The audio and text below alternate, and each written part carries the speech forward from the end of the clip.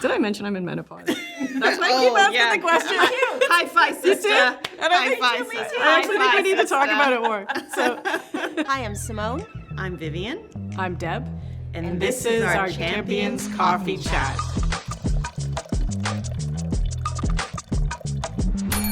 So we're here at Catalyst Honors having a little coffee chat.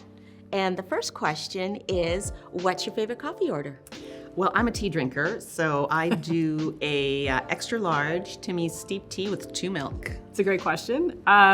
Usually I would say mine is a oat milk vanilla latte. I'm going to have to convert you to a McCafe tea drinker. Okay. Okay. I'm a tea drinker as well. Mine is peppermint tea, black, no sugar, just pure tea and hot water.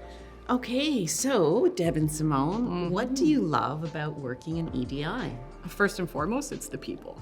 And knowing that you're able to make a difference in people's lives is absolutely what keeps me going in the work. And then beyond that, it's the culture change, knowing we're making a difference in culture so that everybody can show up as who they are.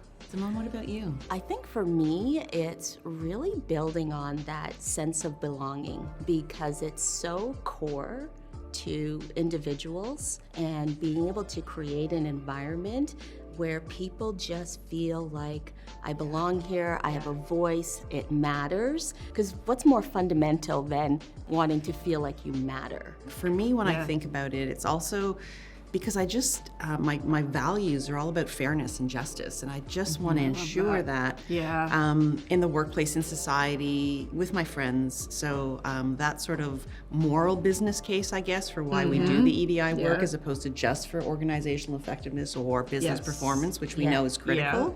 But the notion of fairness and justice really speaks to me. So this is a very, very big question, but what do you envision for the future of EDI?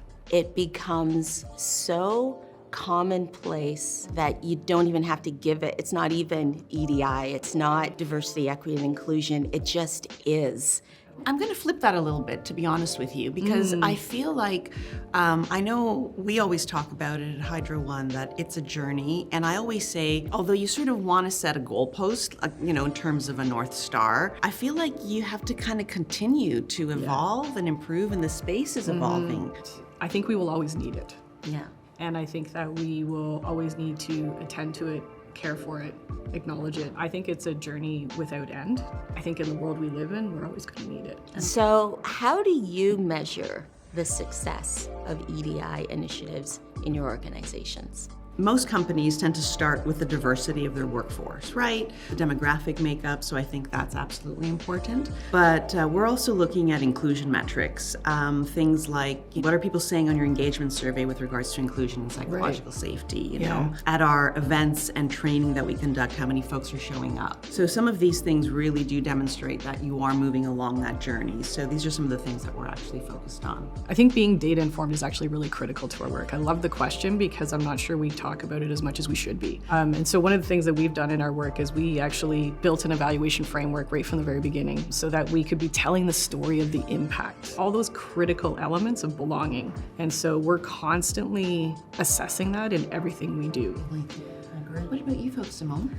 I think the one that I would add to the conversation is we did a diversity census this year, and that census was broken into both quantitative and qualitative. So not only did we understand what the mix is of McDonald's Canada, but also what were the feelings of the individuals that made up the different demographic groups, and that information has been incredibly powerful for us in building out the next part of our journey. I love that you added the qualitative to the census. Yeah. That's something I haven't heard of before, and neither have I. so might steal that. I will give it to you openly. Thank you for joining us for our coffee chat, and we hope to see you again soon. See you next time. See you next time.